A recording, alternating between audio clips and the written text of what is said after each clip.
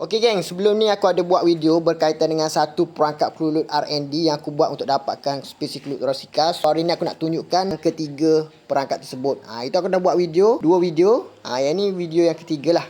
Untuk perangkap ni dihuni oleh dua spesies yang berbeza. Okey, kalau kita tengok bahagian bawah sini, nampak tak? Ini kalau siapa tak kenal, ni adalah corong untuk spesies Terminata punya. Okey, dan di bahagian tepi sini adalah spesies Fusco. Okey, untuk kedua-dua spesies ni, dia tidak bersarang pada bahagian ruang yang saya sediakan kat bahagian dalam ni. Memang tak ada apa-apa. Okey, nampak tak? Dia tak ada apa-apa.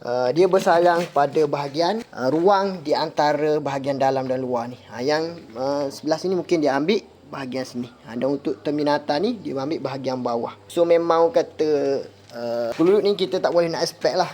Di mana ada ruang, di situlah tempat dia boleh bersarang. Okey, so nanti kita akan buat video untuk pindah kelulut Terminata ni ke dalam hive. So kalau korang nak tengok nanti boleh komen lah. Yang untuk Fusco ni mungkin kita akan biarkan kat sini je dulu. Alright, semoga khususnya video pada kali ni bermanfaat untuk semua.